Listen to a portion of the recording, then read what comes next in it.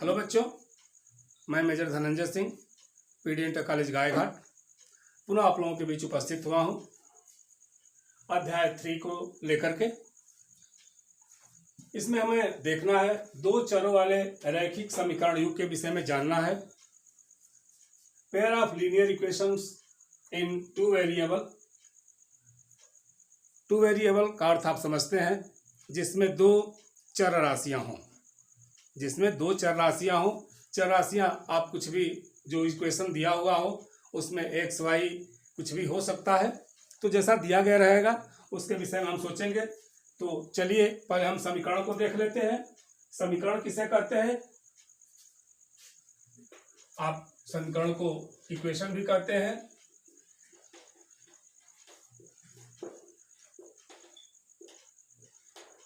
Equation जब कभी भी बराबर के चिन्ह के साथ कोई बीजगणितीय व्यंजक दिया गया होता है तो उसे हम लोग समीकरण कहते हैं। बराबर चिन्ह के साथ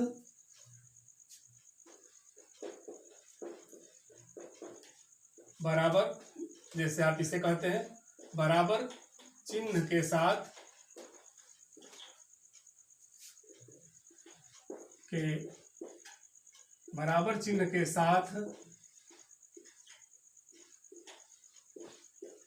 दिया गया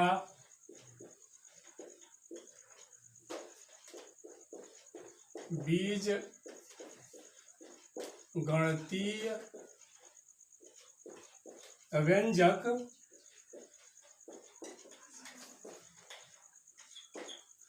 समीकरण कहलाता है।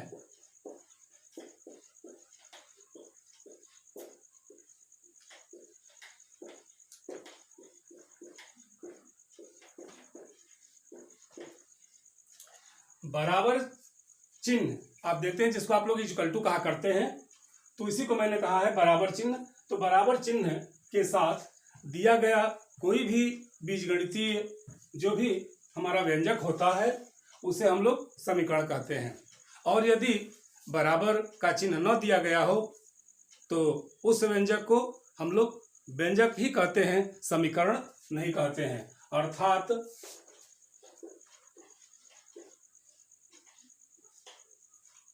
बराबर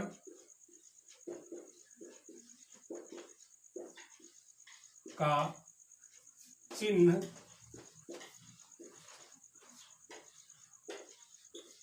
नहीं दिए होने पर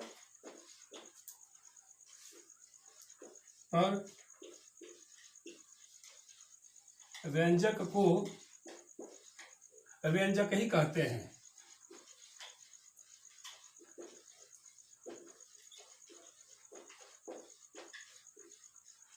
ध्यान से देखें, यह देखने में मामूली सा अंतर है। आप अगर बढ़िया से ध्यान नहीं देंगे, समझने की कोशिश नहीं करेंगे तो एक ही भ्रम में पड़े रहेंगे। मैं उसका उदाहरण भी अभी दे रहा हूं, इसको पहले समझ लें कि समीकरण किसे कहते हैं। अर्थात बराबर चिन्ह के साथ कोई भी दिया गया बीजगणितीय व्यंजक समीकरण कहलाता है, परंतु बराबर का चिन्ह नहीं दिए होने पर वही बीजगणितीय व्यंजक केवल व्यंजक के रूप में होता है, उसे केवल व्यंजक ही कहा जाता है। इसका आप उदाहरण देखें।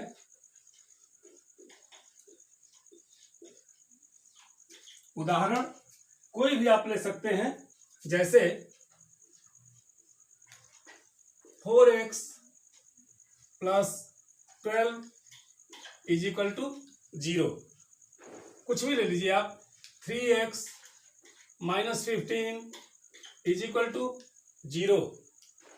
जब कभी भी इसकी तुलना हम 0 से कर देते हैं या बराबर के दाहिने साइड में, इसके राइट हैंड साइड में कोई भी चीज दी गई होती है, कोई भी लेटर दिया गया होता है, कोई भी इंटीजर दिया गया होता है, जब इसकी तुलना हम उसके बराबर के साथ वाले के साथ करते हैं तब यह समीकरण कहलाता है। लेकिन जिस समय बराबर के बाद बराबर का चिन्ह ही नहीं दिया गया होता है तो उस समय हम उसी समीकरण को, जब बराबर का चिन्ह न दिया गया हो तो वह क्या कहलाता है? व्यंजक कहलाता है। और उसे हम केवल इसी प्रकार से लिख देते हैं। इसको ऐसे लिख लीजिए, आप इसी को लिखें तो यह 4x + 12, या आप कोई चीज लिख लीजिए 3x + 9, यह व्यंजक है। यह भी व्यंजक है और यह क्या है? समीकरण। तो अब आपको क्लियर हो गया होगा कि जिस समय किसी भी व्यंजक को बराबर के साथ दिया गया होता है तो उस समय उसे हम क्या कहते हैं? दैट इज कॉल्ड इक्वेशन, उसे हम समीकरण कहते हैं। लेकिन जब बराबर से उसकी तुलना नहीं की गई होती है, बराबर के साथ उसको देखा, बराबर के साथ उसकी तुलना नहीं की गई होती है, तो उस समय वही व्यंजक केवल व्यंजक के रूप में रह जाता है। तो फिर आइए हम इसको आगे की ओर देखते हैं। चलिए अब हम चलते हैं, पहले देख लें एक चर वाला रैखिक समीकरण। उसके आगे हम लोग दो चर वाले रैखिक समीकरण के विषय में देखेंगे, सोचेंगे और उसके हिसाब से अपनी हम क्रियाकलाप करेंगे। तो पहले चलिए एक चर वाला रैखिक समीकरण।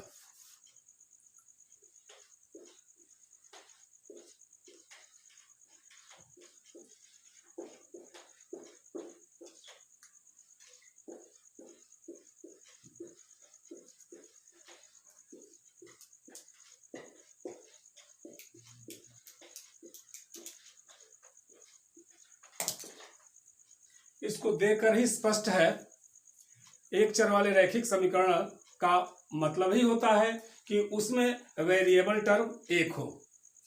और एक चर वाले रैखिक समीकरण को हम कैसे पहचानेंगे, क्या उसकी पहचान है, रैखिक समीकरण हम किसे कहते हैं, तो उसके लिए हमें परिभाषा देनी पड़ेगी। एक चर वाले रैखिक समीकरण के लिए हम दे दें एक चर वाले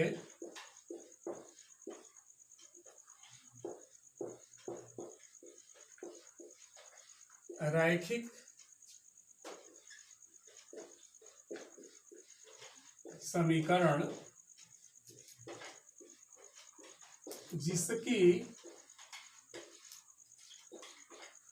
जिसकी अधिकतम घात एक होती है। एक चर वाले रैखिक समीकरण किसको कहते हैं? तो एक चर वाले रैखिक समीकरण जिसकी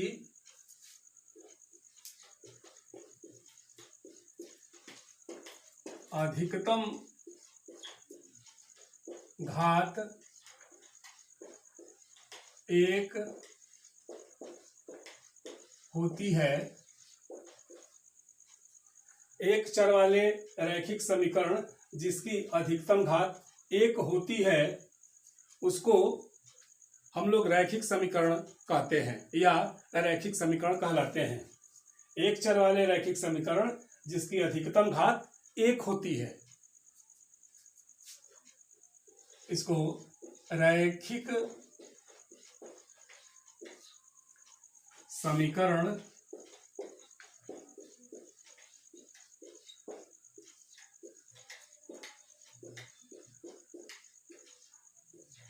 कहलाती है। अर्थात ऐसा समीकरण जिसके चर राशि का अधिकतम घात एक होता है। और पहले भी हम लोग चर्चा कर चुके हैं कि जब भी एक चर वाली राशि होगी तो उसमें उसके और रैखिक समीकरण होगा। एक चर वाली राशि है और रैखिक है, तब उसकी अधिकतम घात क्या होगी? एक होगी।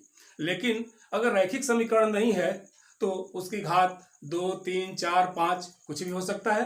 तो हम यहाँ केवल अपने एक चर वाले रैखिक समीकरण की बात कर रहे हैं। ध्यान दीजिए, लीनियर इक्वेशन, जब यह लीनियर इक्वेशन होगा और एक चर होगा तो उसकी अधिकतम घात एक होगी। जैसे आप उसको मान लीजिए उदाहरण के तौर पर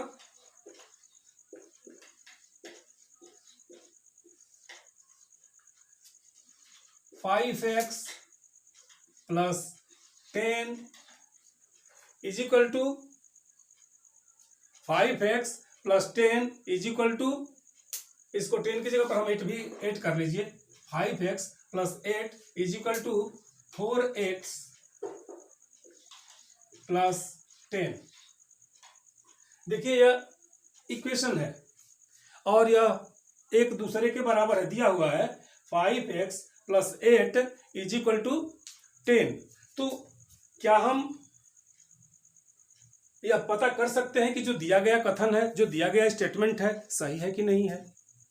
लेकिन यह जब दिया गया स्टेटमेंट पहले से बराबर के रूप में दिया गया है और परिभाषा के साथ में दिया गया है, तो अक्सर जब उदाहरण दिए जाते हैं तो आपको एग्जैक्ट दिए जाते हैं, सही दिए जाते हैं। और जब कभी आपको एक्सरसाइज दी जाती है तो उसमें आपका परीक्षा लिया जाता है, उसमें आपका टेस्ट लिया जाता है कि जो हमने बराबर करके दिया हुआ है क्या आप उसको समझ रहे हैं। अगर बराबर नहीं है तो आप कहेंगे कि दिया गया स्टेटमेंट सर गलत है, आप उसको फिर से देखें।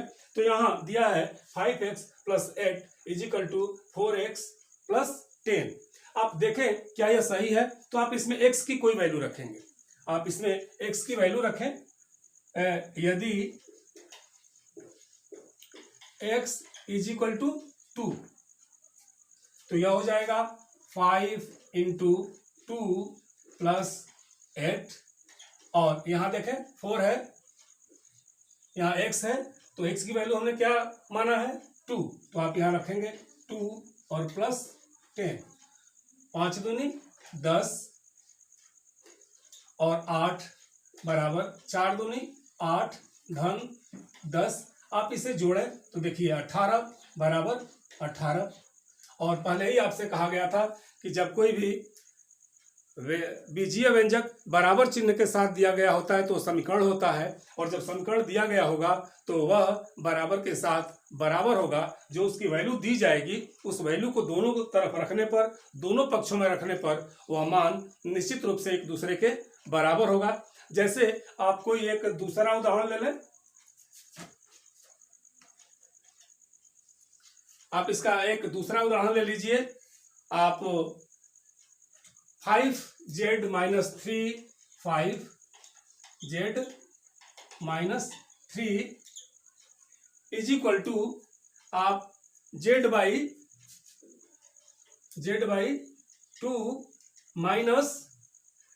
- 11, इसका z/2 - 11।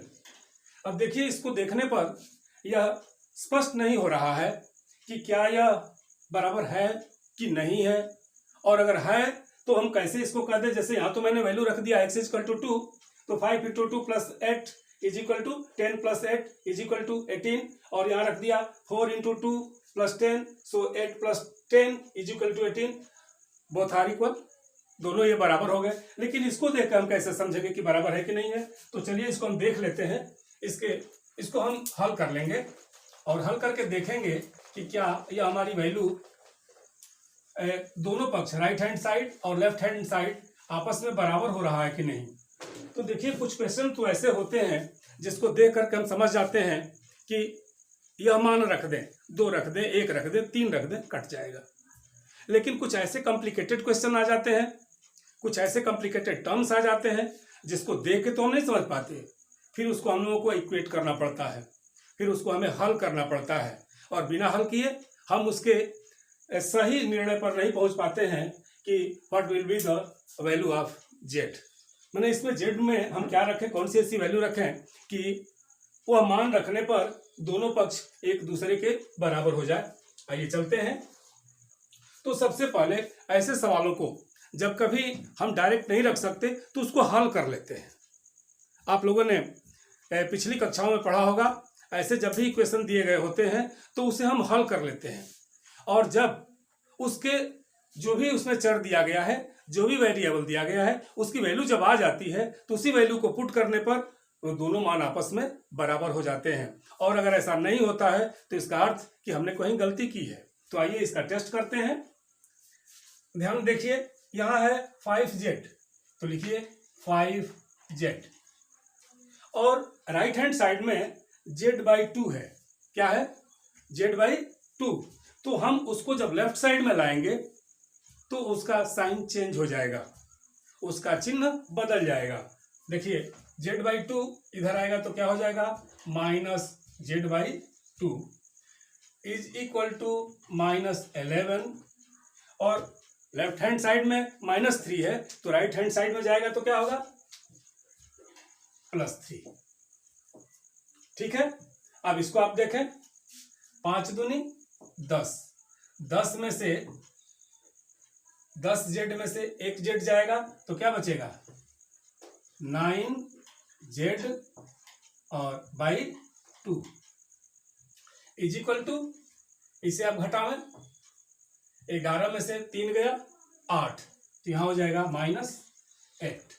So Z is equal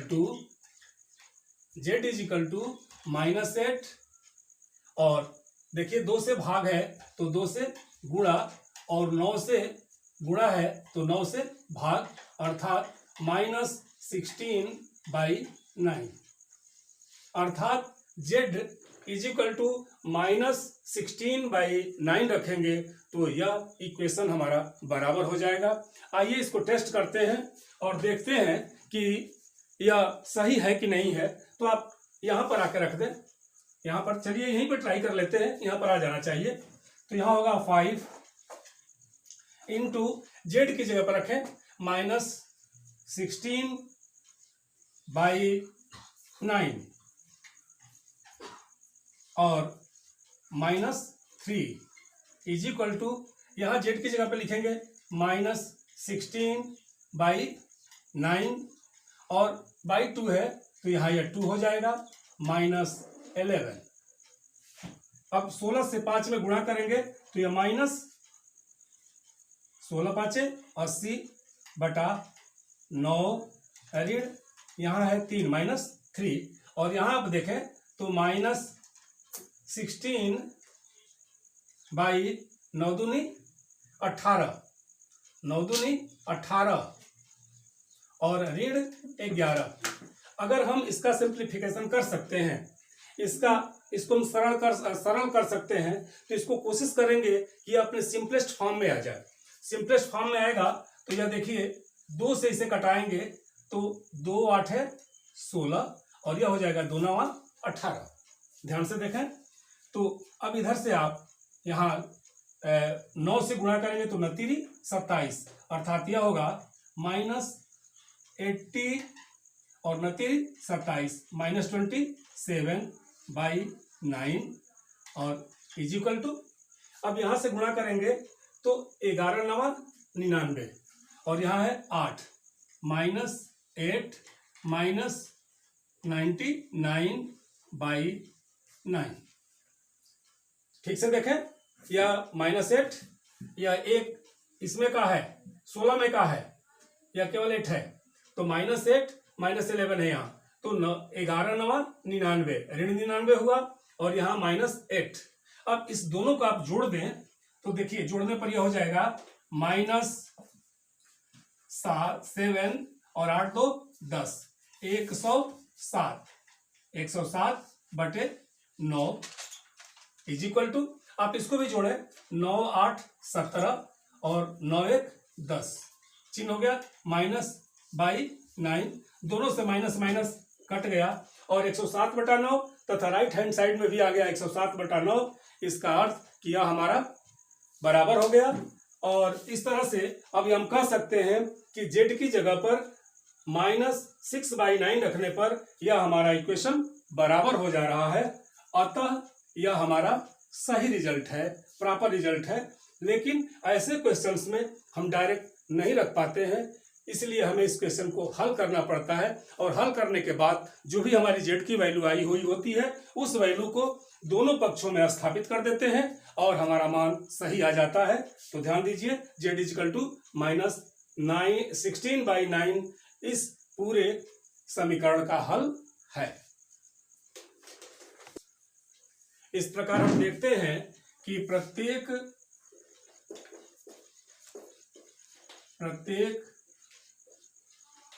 एक चर वाले व्यंजक का एक अद्वितीय हल होता है, एक अद्वितीय हल, अद्वितीय हल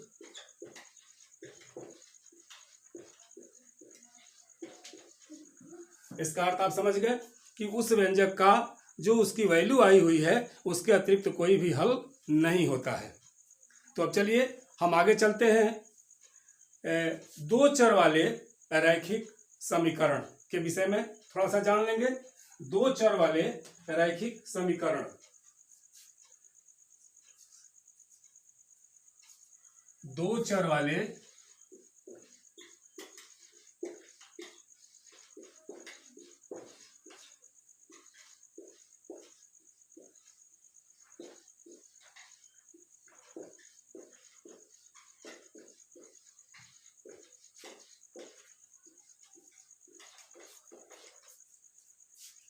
दो चर वाले रैखिक समीकरण के विषय में अब हम थोड़ा सा जान लेंगे। इसको अंग्रेजी में लिख लीजिए। Linear equation in two variable. Linear equation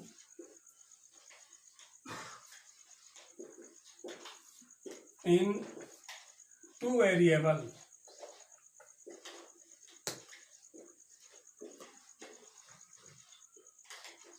हाँ, linear equation in two variable. इसमें आप देख रहे हैं दो चर राशियां होंगी और इसका स्वरूप ऐसे समीकरणों का स्वरूप क्या होता है? दो चर वाले रैखिक समीकरण आप लिखेंगे। इस ऐसे समीकरण का व्यापक रूप इसका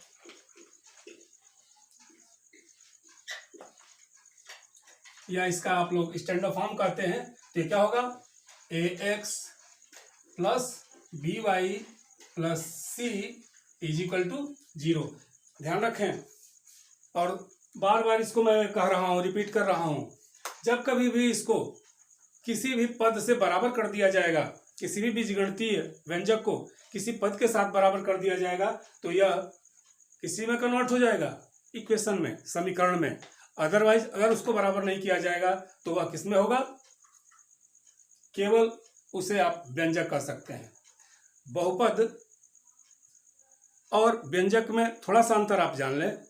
व्यंजक कोई आवश्यक नहीं है कि वह बहुपद होगा, लेकिन सारे के सारे बहुपद व्यंजक होते हैं। व्यंजक में चर की घात ऋणोत्तर पूर्णांक के अतिरिक्त भी हो सकती है, लेकिन बहुपद की घात हमेशा ऋणोत्तर पूर्णांक होती है। इसलिए इसको थोड़ा सा आप ध्यान देंगे। अब यहाँ जहां इसको आप जब रूप लिख रहे होते हैं इसका कि व्यापक रूप ax plus b y plus c equal to 0, जहां a is not equal to 0, b is not equal to 0 और a, b तथा c कोई वास्तविक संख्या है। a, b तथा c कोई वास्तविक संख्या। जब a और b 0 नहीं होंगे इसका मतलब यह हो जाएगा, अर्थात a square plus b square is not equal to 0। ध्यान दें, जब a is equal to not 0, b is equal to not 0, इसका अर्थ यह है कि a और b की कुछ वैल्यू है जो 0 के बराबर नहीं है, तब a square plus b square is not equal to 0। आइए इसके विषय में थोड़ा सा एक एग्जाम्पल आपको हम देते हैं।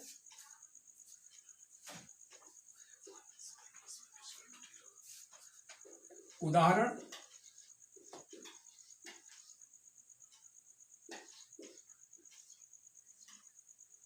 टू एक्स माइनस वाई,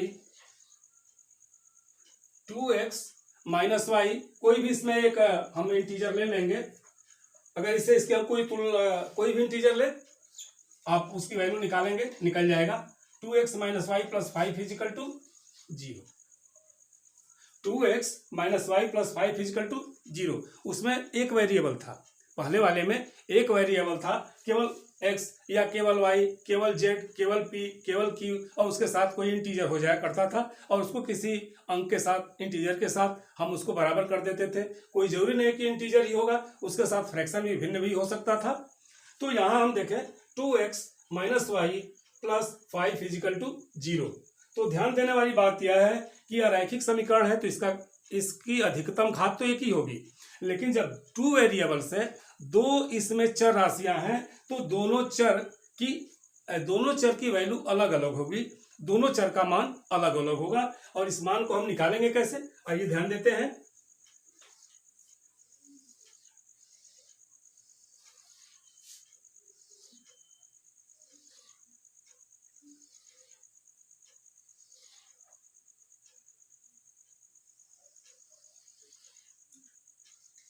एक ऊपर हमने x लिखा और नीचे y। अगर आप यहां इसमें डायरेक्ट भी कोई मान ऐसा रखें जिसको आप डायरेक्ट बिना कैलकुलेशन किए कंसीडर कर सकते हैं, कैलकुलेट कर सकते हैं, चलेगा, आप हल कर सकते हैं, लिख सकते हैं। लेकिन कभी कभी ऐसे कॉम्प्लिकेटेड डिजिट आ जाएंगे, कभी कभी ऐसे कॉम्प्लिकेटेड अंक आ जाएंगे जिसको कैलकुलेट करने के लिए हमें कुछ न कुछ गणितीय सहारा लेना पड़ेगा। तो जैसे अगर हम इसे लिख लें 2x plus 5 is equal to, इधर माइनस वाई है, दाहिने पक्ष में जाएगा तो क्या हो जाएगा, प्लस वाई। तो अब आप ध्यान दीजिए, अगर हम y की जगह, x की जगह पर कोई वैल्यू रखेंगे तो जो भी वैल्यू रखेंगे, अगर x कोई हमारा कोई भी रियल नंबर हो जाए, कुछ भी इसमें हम आप मान रख देंगे तो निश्चित रूप से कोई ना कोई वैल्यू आएगी। जैसे अगर x की जगह पर हम पहले 0 रख दें, तो यहाँ x की जगह पर चलिए 0 रख दिया हमने, तो x की जगह पर 0 रखोगे तो यह होगा 2 into 0 plus 5 is equal to y. और जब आप इसे 0 से 2 में गुणा करोगे तो यह 0 होगा और बचेगा क्या, 5। So y is equal to 5, यह तो हमारा 0 हो जाएगा और बचेगा क्या, 5। So y is equal to 5। फिर आप ध्यान से देखें, अगर हम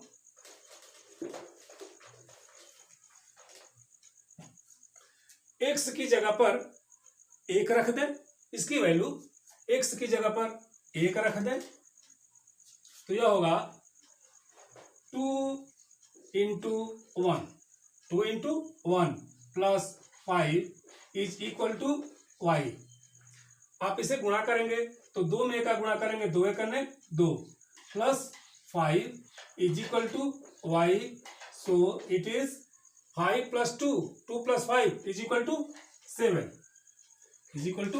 7। इस तरह से इसके बहुत सारे मान हम निकाल सकते हैं और निकाल करके हम अपने उसको, अगर हमें ग्राफिकल रिप्रेजेंटेशन करना हो तो हम उसका ग्राफिकल रिप्रेजेंटेशन भी कर सकते हैं। जैसे यहाँ 2x plus 5 is equal to y था, अगर इसमें x की जगह पर हम 2 रख दें, x की जगह पर 2, तो ये हो जाएगा 2 multiplied by 2 plus 5। 2 multiplied by 2 plus 5 is equal to y. So 2 into 2 is equal to 4 plus 5।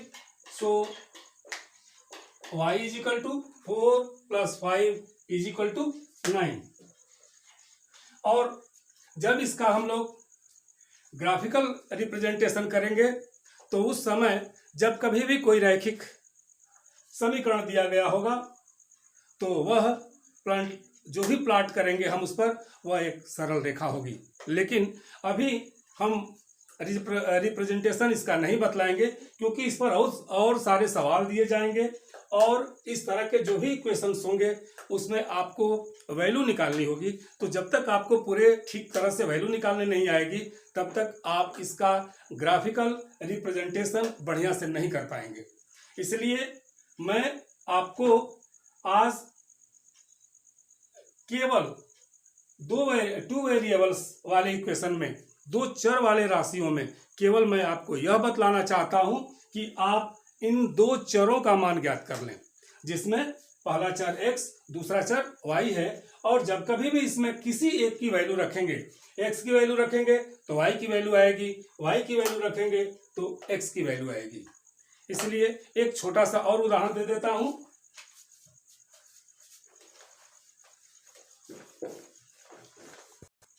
हाँ चलिए अब एक इसका दूसरा उदाहरण दे देते हैं।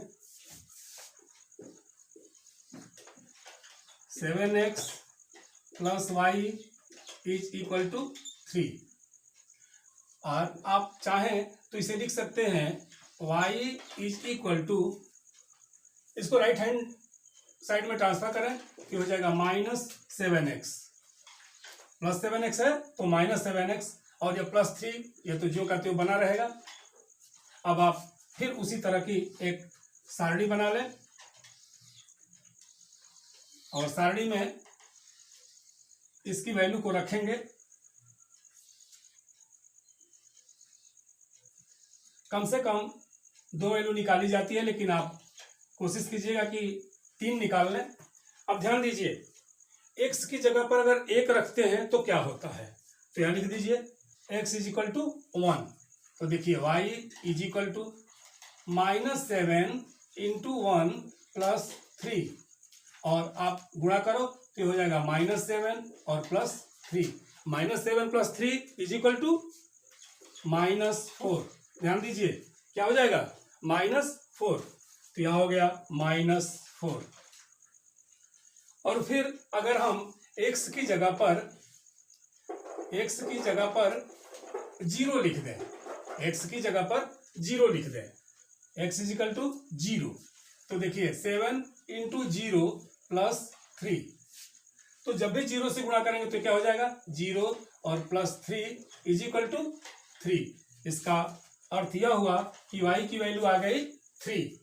और फिर अगर हम x की जगह पर 2 लिख दें, x इज इक्वल टू 2, तो ध्यान दीजिए y इज इक्वल टू -7 और x की जगह पर हो गया 2, 2 हुआ ना, तो 2 और इसके बाद क्या है +3, तो आप इसको लिखिए +3।